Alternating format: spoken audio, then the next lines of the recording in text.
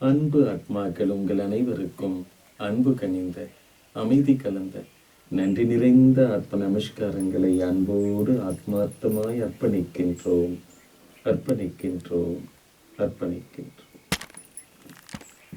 மிக்க நன்றி, மிக்க மகிழ்ச்சி எல்லாத்துக்கும். இன்றைய சத்சங்கத்தினுடைய தலைப்பு MS ஆத்மா கொடுத்திருக்காங்க. நெஞ்சில் நஞ்சையும் நாவில் அன்பையும் வைத்திருத்தல் மனித தன்மையா? இது நிச்சயம் மனித தன்மை அல்ல. நெஞ்சில் நெருப்பையும் நாவில் நெய்யையும் வைத்திருக்கிற மாதிரி நெஞ்சில் நஞ்சும் நாவில் அன்பும் இருப்பது நிச்சயமா மனித தன்மை அல்லதான். ஆனாலும் சில நேரங்களில் இது கவனிக்கப்படுபவர்கள் அல்லது பார்க்கப்படுபவர்களால் சரியாகவும் கணிக்கப்படலாம் அல்லது தவறாகவும் கணிக்கப்படலாம். ஆனா இது இன்னொருத்தருடைய நெஞ்சில் நஞ்சும் நாவில் அன்பும் இருப்பதை நம்மளாம் எப்படி கண்டுபிடிக்கிறது? அதுக்கு ஏதாவது நம்ம கிட்ட உபகரணங்கள் இருக்கா? இல்ல அதை போய் நம்ம தெரிஞ்சுக்கிற அளவுக்கு நம்ம கிட்ட ஏதாவது அந்த உணரும் ஆற்றல் அல்லது அதிகப்படியான சக்தி இருக்கா? அப்படிங்கிறத பொறுத்து தான் அந்த கணிப்பு அல்லது அந்த தீர்மானம் உறுதியாக்கப்படுங்க. இப்ப இதுல பாதிக்கப்பட்டவர்களுக்கு நிச்சயமாக அந்த அனுபவம் இருக்கும். நான் இப்படி நம்பி ஏமாந்துட்டேன், இந்த பேச்சை கேட்டு நான் இப்படி வீழ்ந்துட்டேன், அவங்களுடைய மனசை நான் பார்க்கல, பேச்சை மட்டும்தான் கேட்டேன், அதனால என்னுடைய வாழ்க்கை இப்படி ஆயிடுச்சு அப்படிங்கிறது ஏமாந்தவர்கள் அல்லது பாதிக்கப்பட்டவர்களுக்கு நிச்சயம் அது புரியும். இப்ப இது நடைமுறை சாத்தியமா? நம்ம கூட யாருக்கிட்டையுமே இனி ஏமாறக்கூடாதுன்னா, நம்முடைய வாழ்க்கையில் நம்ம ஏமாந்து போகக்கூடாதுன்னா, நம்ம கேட்க வேண்டியது நாவிலிருந்து வரக்கூடிய அன்பான வார்த்தைகளை அல்ல. நம்ம கவனிக்க வேண்டியது, பார்க்க வேண்டியது, புரிந்து கொள்ள வேண்டியது எதைங்க? நெஞ்சில் என்ன இருக்கு? இது உண்மைதானே? அவங்களுடைய நெஞ்சில் என்ன இருக்கு? அந்த நெஞ்சில் அன்பு இருக்கா, இல்ல அந்த நெஞ்சில் நஞ்சு இருக்கா அப்படிங்கிறத நம்ம பார்க்கக்கூடிய அளவுக்கு நம்முடைய கவனிப்பு கொஞ்சம் நுட்பமானதாக, நம்முடைய கவனிப்பு கொஞ்சம் கூர்மையானதாக இருந்தா நம்ம அந்த இடத்துல மனித தன்மை அல்லாதவரிடம் நாம் உறவு வைத்துக் கொள்ள வேண்டிய அவசியமே ஏற்படாது. இன்னைக்கு நிறைய இளைஞர்கள், நிறைய யுவதிகள் அல்லது நிறைய பெண்கள் அல்லது நிறைய ஆண்கள் இப்படிப்பட்ட பாதிப்புக்குள்ளாகிறதுக்கு, இப்படிப்பட்ட ஏமாற்றத்துக்குள்ளாகிறதுக்கு காரணம் என்னங்க? அவங்க ஒன்றை மட்டும் கேட்கிறாங்க, அதில் விழுந்துடுறாங்க. இது உண்மைங்களா? இப்ப அன்பான பேச்சு நடிப்புக்கும் கூட காட்டலாம், எழுதி வைத்தும் கூட ஒப்பிக்கலாம், மனப்பாடம் பண்ணி கூட அன்பான வார்த்தைகள் பேசலாம். ஆனா உங்ககிட்ட பேசக்கூடிய வார்த்தைகள் மட்டும்தான் உங்களை கவனிப்புக்கும் அல்லது ஈர்ப்புக்கும் உள்ள ஆக்குதுங்க. ஒரு 5 நிமிஷம் அன்பா அவங்க பேசுறாங்கிறதுனால இவங்க வாழ்நாளெல்லாம் இப்படிதான் இருப்பாங்க அப்படின்னு நம்ம நம்பிட்டோம்னா, அவங்களுடைய மறுபக்கத்தில் அவர்கள் எப்படி வேணாலும் இருக்கலாம். அன்பாவும் இருக்கலாம், வெறுப்பா இருக்கலாம், கோபமா இருக்கலாம், அல்லது நஞ்சா கூட அவங்க இருக்கலாம்.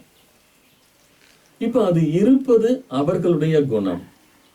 பாருங்களேன், அவங்க நெஞ்சில் நஞ்சோடு இருப்பது அவர்களுடைய குணம் அல்லது அவர்களுடைய தன்மை. ஆனா அவர்களிடம் நம்ம அளவுக்கு மீறி பழகி அல்லது அவர்களை ஒரு அளவுக்கு மீறி நம்பி ஏமாறுவது நம்முடைய தன்மையா நம்ம இருக்கக்கூடாது இல்லைங்களா? நம்ம அந்த தன்மையில் இருக்க வேண்டாமே. நம்ம அதை புரிந்து கொள்கின்ற தன்மையிலையும் தெரிந்து கொள்கின்ற தன்மையிலும் இருந்தா போதும். நம்ம நிச்சயம் அந்த மனித தன்மையிலிருந்து விலகி, அது மனிதத்தன்மை அல்ல. ஏன்னா நெஞ்சில் நஞ்சும் நாவில் அன்பும் வைத்திருப்பது மனிதத்தன்மை அல்லன்னு நம்ம புரிஞ்சுட்டோம். அவங்க கிட்ட நம்ம எப்படி இருக்கலாம்? கொஞ்சம் விலகி இருக்கலாம். அவர்களுடைய அந்த வார்த்தைகளை நம்ம ஏற்றுக்கொள்ள வேண்டிய அவசியம் இல்லை. அதுக்கப்புறம் தானே நம்ம மனதளவில் அவர்களோடு நம்ம நினைவில் உறவாடுவது தவிர்க்கப்படலாமே.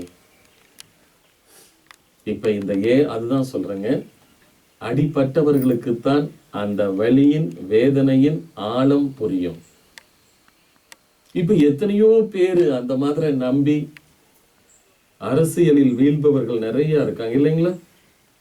ஆன்மீகத்திலையும் இப்ப வீழ்பவர்கள் நிறைய இருக்காங்க. ஏன்னா அரசியல்வாதிகள் எத்தனை பேரு இந்த சமூகத்தில் நாங்க நன்மை செய்யறோம், சமூகத்தை மாத்துறோம், சீர்திருத்துறோம், எவ்வளவு பேரு அரசியல்வாதிகள் உருவாயிருக்காங்களோ அவர்களுக்கு ஈக்குவலா சமமா இன்னைக்கு சமுதாயத்துல ஆன்மீகவாதிகள் நிறைய உருவாயிட்டாங்க. அவர்கள் என்ன சொல்றாங்க, ஒரு பக்கம் நாங்களும் மனிதர்களுக்கு சேவை செய்யறோம், நாங்களும் சமுதாயத்தை சீர்திருத்துறோம்னு தான் அவங்களும் முயற்சி பண்றாங்க. ஆனா இந்த ரெண்டிலுமே, அரசியல் ஆகட்டும் ஆன்மீகத்தில் ஆகட்டும், ரெண்டிலுமே அவங்க அதிகபட்சம் பயன்படுத்துற கருவி எதுங்க? மனம் அல்ல. ரெண்டிலையுமே ரொம்ப அதிகமா பயன்படுத்துறாங்க, மனதை அல்ல. ஏன்னா மனதை பயன்படுத்தினா அவங்களுக்கே தெரிஞ்சிடும், ஓ இந்த விஷயத்துல நம்ம சரியா செயல்படல, நம்முடைய மனம் சரியான சிந்தனையில் இல்லை என்பதை மனதை பயன்படுத்தினால் நிச்சயம் அவங்க கண்டுபிடிச்சிருவாங்க. ஆனா அரசியல் ஆகட்டும் ஆன்மீகத்திலே ஆகட்டும் இரண்டிலும் பயன்படுத்துறாங்க ரொம்ப அதிகமா, மனதை அல்ல, நாவை. எல்லாத்திலையுமே அரசியல்ல ஒரு ஈர்ப்பு நடக்குதுன்னா கட்சியை கொடி பார்த்து சேர்றவங்க அதிகம் இல்லை, பேச்சை கேட்டு சேர்றவங்களும் வீழ்பவர்களும் அதிகமா இருக்காங்க.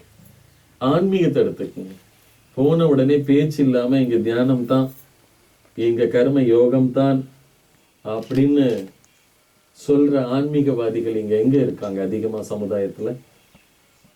பேச்சை நம்பிதானுங்க. நாவுதான் அவங்களுக்கு மிகப்பெரிய கருவியா இருக்கு. அது என்னதான் இருந்தாலும் இந்த வார்த்தைகளை நம்பித்தான் அரசியல் ஆன்மீகம் இரண்டும் இன்னைக்கு கொடி கட்டி பறந்துட்டு இருக்கு இந்த சமுதாயத்துல அல்லது மக்கள் மத்தியிலேனா அதுக்கு காரணம் நாவு தான். இந்த நாவில் அன்பு இருக்கு என்கின்ற போதே நம்ம கொஞ்சம் வெளிப்படையணும்.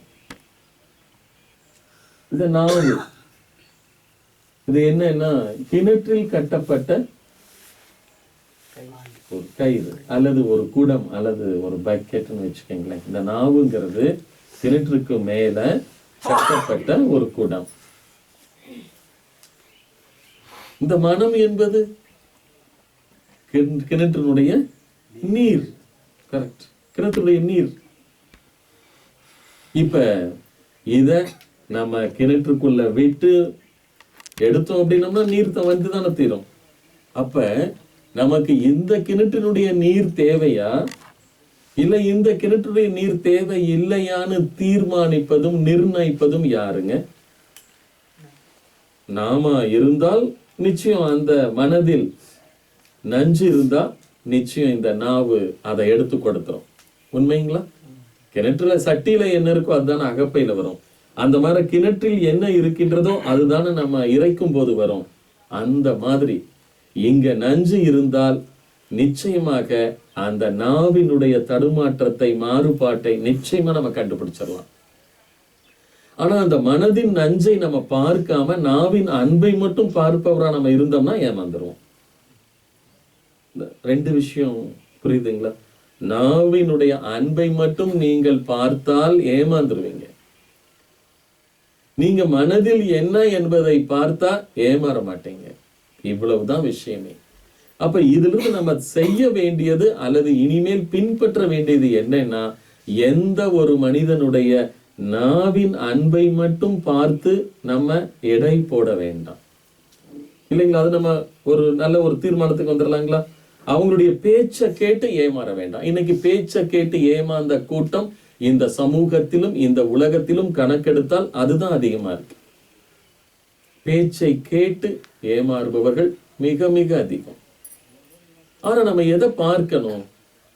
அவங்களுடைய உள்ளத்தின் எண்ணத்தை நம்ம பார்க்கக்கூடிய அளவுக்கு நம்ம கிட்ட அந்த திராணி இருந்தால், அந்த சக்தி இருந்தால், அல்லது அதை பார்க்கிறதுக்கான பொறுமை இருந்தால் போதும்.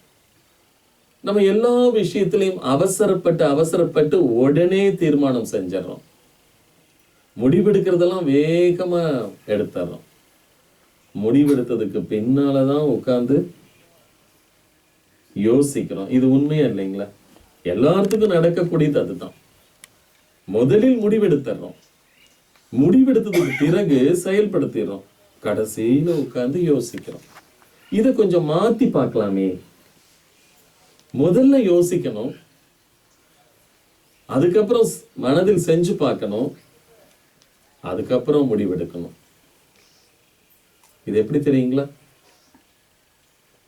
First mind work, next paper work, last field work அப்படின்னு சொல்லுவாங்க.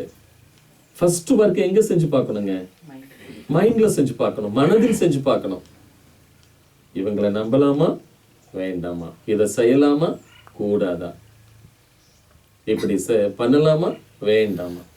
ஃபர்ஸ்ட் மைண்ட் ஒர்க், முதலில் மனதில் அதை செஞ்சு பார்க்கணும். ரெண்டாவது நெக்ஸ்ட் பேப்பர் ஒர்க், ரெண்டாவது அதை நம்ம கொஞ்சம் பேப்பர்ல காகிதத்தில் அதை நம்ம செஞ்சு பார்க்கிறோம். இரண்டாவது களம், முதல் களம் மனம், இரண்டாவது களம் காகிதம். அதுல நம்ம சும்மா ஒரு பிளான் போட்டு பார்க்கிறோம். லாஸ்ட் தான் ஃபீல்டு ஒர்க்குங்க, கடைசியில தான் கல செயல், கடைசியில தான் நம்ம செஞ்சு பார்க்கிறோம். ஆனா இப்ப எல்லாம் ரிவர்ஸ்ல நடந்துட்டு இருக்கு. எல்லாத்துக்குமே முதல்ல முடிவெடுத்துறாங்க, அதுக்கப்புறம் செஞ்சிடறாங்க, அதுக்கப்புறம் உட்கார்ந்து கவலைப்படுறாங்க, யோசிக்கிறாங்க. இதை மட்டும் மாத்திட்டோம்னு வைங்களே, நம்ம வாழ்க்கையில வெறும் பேச்சை கேட்டு ஏமாற வேண்டிய அந்த நிலைக்கு நம்ம தள்ளப்பட மாட்டோம். அதனால இனிமேல் நம்ம எச்சரிக்கையா இருக்க வேண்டியது எதன் மீதுங்க? நாவின் மீது. இப்ப மற்றவர் நாவினுடைய வார்த்தைகளை நம்ம நம்பலாமா வேண்டாமான்னு நம்ம யோசிக்கும் போதே நம்ம ஒவ்வொருத்தருடைய நாவு எப்படி இருக்கணும்? அன்பா இருக்கணும். அப்படின்னம்னா அந்த நாவின் வழியாக நம்ம குடத்தை விட்டு இந்த மனம் என்கின்ற கிணற்றில் இறைத்தாலும் அங்க வர்றதும் என்னவா இருக்கணும்? அன்பா தான் இருக்கணுங்க, நஞ்சா இருக்கக்கூடாது. அப்ப நம்ம ஒவ்வொருத்தருக்கும் இரண்டு விதமான விழிப்புணர்வை இன்று வளர்த்தி கொள்ளலாம். ஒண்ணு, அடுத்தவர்களுடைய வார்த்தை எப்படிப்பட்ட வார்த்தை, அன்பானதா, அதே அன்பான வார்த்தை மெய்யானதாங்கிறத உணரணும். அடுத்த விழிப்புணர்வு பாருங்க, நமக்குள்ள நான் நாவிலும் என் அன்புதான் இருக்கு, என் மனதிலும் அன்புதான் இருக்குன்னு நீங்க உறுதிப்படுத்திட்டீங்கன்னா உங்களை எங்க தொட்டாலும் அன்பத்தானே தொட முடியும். உங்களை எங்க கீறினாலும் எங்க வெட்டினாலும் அங்க அன்புதான பீறிட்டு வெளியே வர வாய்ப்பு இருக்கும்.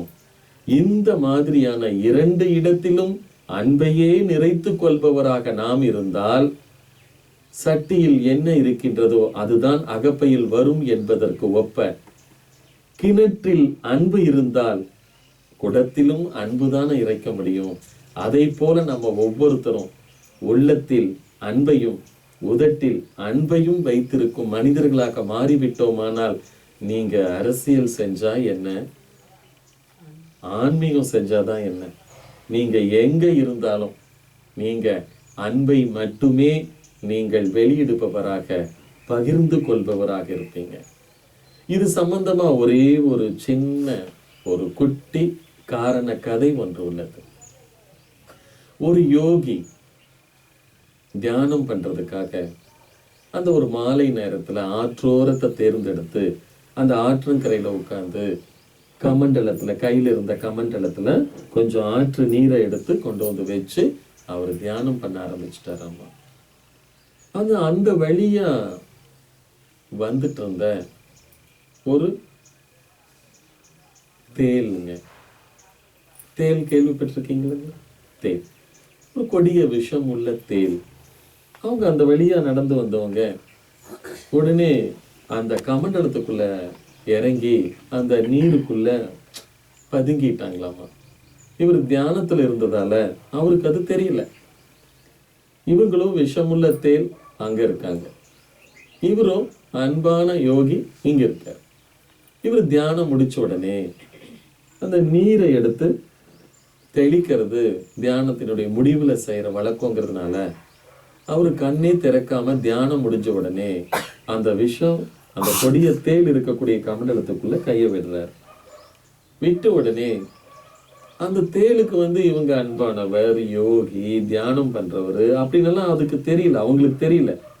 கையை விட்ட உடனே நம்மளை ஆபத்து கொடுக்கறதுக்கு தான் கை விடுறாங்க போல இருக்கு, அல்லது நம்ம நசுக்கிறதுக்கோ கொல்றதுக்கு தான் கையை விடுறாங்க நினைச்சு அவங்க என்ன பண்ணிட்டாங்கன்னா அவரை கொட்டிட்டாங்க.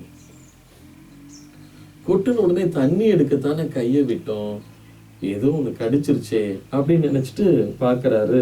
இங்க கையில ரத்தம் வருது. உள்ள எட்டி பாக்குறாரு, உள்ள தேள் இருக்காங்க. அப்ப மறுபடியும் அவர் என்ன பண்றாரு, மறுபடியும் கைய உள்ள விடுறாரு. உள்ள விட்ட உடனே மறுபடியும் அவங்க வேற ஒரு இடத்துல மறுபடியும் கொட்டிட்டாங்க. கொட்டின உடனே மறுபடியும் அவர் பாக்குறாரு, வேற ஒரு பக்கம் கொட்டி ரத்தம் வருது. மறுபடியும் உள்ள கை விடுறாரு. கை விட்ட உடனே அந்த தேள் கேக்குறாங்க, ஏய் நீ முட்டாளா, நானே உன்னை கொற்றன் இல்லை, அதுவும் கூட உனக்கு புரியலையா, மீண்டும் மீண்டும் ஏன் உள்ள கை விடுற தண்ணி எடுக்கிறதுக்கு அப்படின்னு அந்த தேள் கேட்டாங்களாம். அப்ப அந்த யோகி பதில் சொல்றாராமா, அன்பா, மற்றவங்களை துன்புறுத்துறதுக்காக கொற்றது உன்னுடைய சுபாவமா இருந்தாலும், நீ மற்றவங்களை கொட்டி அவர்களை துன்புறுத்துறது உன்னுடைய சுபாவமா இருந்தாலும் உன்னை காப்பாத்துறது என்னுடைய சுபாவம். நான் தண்ணி எடுக்கிறது கைவிடல, உன்னை நீ தண்ணியில மூழ்கி இறந்துடக்கூடாதுங்கிறதுக்காக உன்னுடைய காப்பாத்துறதுக்காகத்தான் கைவிட்டேன். நீ என்ன தப்பா நினைக்காத, நீ விருப்பப்பட்ட என் கை மேல ஏறி நீ தரைக்கு போயிடு அப்படின்னு மீண்டும் உள்ள கைவிட்டாராமா. அதை மன்னிச்சிருங்கன்னு தன்னுடைய தவறை உணர்ந்து அவங்க கையில எரிச்சோமா, அவங்க வெளியில விட்டு அதை காப்பாத்துட்டாங்களாமா. அந்த மாதிரி அன்புக்கு இன்னொரு பக்கம் வெறுப்பு கிடையவே கிடையாது. உண்மையான அன்பிற்கு எந்த பக்கத்திலும் நஞ்சு இருக்கவே இருக்காது, நீங்க கண்டுபிடிக்கவும் முடியாது. அப்படி ஒருவேளை நாவில் அன்பாகவும் நெஞ்சில் நஞ்சாகவும் இருந்தால் அந்த அன்பு எப்படிப்பட்ட அன்பு? நம்ம முதல்ல பேசின மாதிரி பொய்யான அன்பு, ஏமாற்றக்கூடிய அன்பு, சுயநலமான அன்பு, நஞ்சான அன்பு. ஆனா நம்ம அந்த அன்பை நம்ம நம்ப வேணுங்கிற அவசியமே இல்லை. நம்ம ஏன் நஞ்சான அன்பை மற்றவங்களுக்கு கொடுக்கணும்? நம்ம எல்லாருமே மெய்யான அன்பை மற்றவங்களுக்கு கொடுக்கும் போது அந்த அன்பு அமுதமா மாறுமே. நம்ம பரப்பக்கூடிய அன்பு மெய்யான அன்பாகவும் அமுதமான அன்பாகவும் இருக்கட்டும். எப்படி நீ கொற்றது உன்னுடைய சுபாவமா இருந்தாலும் காப்பாத்துறது என்னுடைய சுபாவம். அந்த இடத்துல மெய் அன்பு இருந்திருக்கு, யாருக்கும் துன்பம் கொடுக்காத அன்பு இருந்திருக்கு. இதுல ரெண்டு வித்தியாசமான விஷயத்தை பார்க்கலாம். கத்தி என்பது ஒரே கருவிதான், கத்தி என்பது ஒரே கருவிதான். இந்த கருவி ரெண்டு பேருக்கு கையில கிடைச்சதுன்னா ரெண்டு விதமான வேலையை செய்யும், காரியத்தை செய்யும். கத்தி என்பது ஒரு கருவிதான், ரெண்டு பேருக்கு கையில சிக்கிச்சுன்னா ரெண்டு விதமான காரியத்தை செய்யும். இப்ப ஒரு கொலைக்காரனுடைய கையில சிக்கிற கத்தி எதுக்கு பயன்படும்? ஒருத்தருடைய உயிரை போக்குறதுக்கு பயன்படும். அதே கத்திங்கிற கருவி ஒரு டாக்டருடைய கையில, மருத்துவர் கையில கிடைச்சதுன்னா ஒரு உயிரை காப்பாத்துறதுக்கு பயன்படும், ஆபரேஷன் பண்ணி காப்பாத்துறதுக்கு பயன்படும். இந்த கருவி என்பது கத்தி. இந்த கத்தி என்கின்ற கருவியை போல நம்மிடம் இருக்கின்ற அன்பு என்பதும் கருவிதான். நம்மிடம் இருக்கின்ற அன்பு என்பது மிக பெரும் கருவிதான். இந்த கருவிய நம்ம மற்றவங்களுடைய உயிரை போக்குறதுக்கு பயன்படுத்துறோமா, இல்ல இந்த அன்புங்கிற கருவியை வச்சு மற்றவங்க உயிரை காக்கிறதுக்கு பயன்படுத்துறோமாங்கிறதான் இங்க கேள்வி. எனவே நாம் ஒவ்வொருவரும் நம்மிடம் இருக்கின்ற நஞ்சல்லாத அன்பு என்கின்ற அமுதத்தை, மெய்யான அன்பை, அன்பு என்கின்ற அமுதத்தை மக்களையும் மற்ற உயிர்களையும் இந்த உலகத்தையும் காப்பதற்காகவும் மற்றவர்களுக்கு நன்மையே செய்வதற்காகவும் இந்த அன்பை நாம் இன்று முதல் பயன்படுத்திக் கொள்வோம். உங்கள் மனம் என்கின்ற கிணற்றில் மெய்யான அன்பு என்கின்ற நீரே ஊறட்டும். உங்கள் நாவு என்கின்ற குடம் ஒவ்வொரு க்ஷணமும் ஒவ்வொரு தினமும் உங்கள் மனம் என்கின்ற கிணற்றில் இருக்கின்ற மெய்யான அன்பை, அமுதமான அன்பை இறைத்து இறைத்து மற்றவர்களுக்கும் மக்களுக்கும் இந்த உலகத்திற்கும் கொடுக்கட்டும். எப்போதும் நீங்கள் உங்கள் மனதில் அன்பையே நிறைத்துக் கொள்ளுங்கள், அன்பையே நிறைத்துக் கொள்ளுங்கள். நீங்கள் உங்கள் உள்ளத்தில் அன்பை நிறைக்க நிறைக்க, ஒருவேளை உங்கள் உள்ளத்தில் நஞ்சு என்கின்ற ஒன்று இருந்தாலும் அது அந்த மெய்யான அன்பால் அமுதமாக மாற்றப்படும். நீங்கள் ஒவ்வொருவரும் உங்கள் உள்ளத்திலும், உங்கள் உயிரிலும், உங்கள் உணர்விலும், உங்கள் உடலிலும் நீங்கள் எப்போதும் அன்பை நிறைத்து கொண்டே இருங்கள். அப்போதுதான் உங்களுக்கு உள்ளே இருக்கின்ற அன்பு உங்கள் பார்வையின் வழியாக பாசமாகவும், உங்கள் பேச்சின் வழியாக வேதமாகவும், உங்கள் ஸ்பரிசத்தின் வழியாக பரிசுத்தமாகவும், உங்கள் சேவையின் வழியாக சாதனையாகவும் வெளிப்படும். எனவே இன்று முதல் நீங்கள் ஒவ்வொருவரும் அன்பு நிறைந்தவராக மாறுங்கள். உங்களுடைய பேச்சும் மூச்சும் செயலும் அசைவும் வாழ்வும் அனைத்தும் அன்புமயமாக மாறட்டும், அனைத்தும் அன்புமயமாக மாறட்டும். ஓம் சிவோம் சிவோம் சம்போ சம்போ. சாந்தி சாந்தி பவது, சாந்தி சாந்தி பவது. சர்வம் சாந்தி பவது, சர்வம் சாந்தி பவது. மிக்க நன்றி, மிக்க மகிழ்ச்சி. எல்லாத்துடைய அன்பான ஒத்துழைப்பிற்கும் அர்ப்பணிப்புக்கும் ஈடுபாட்டிற்கும்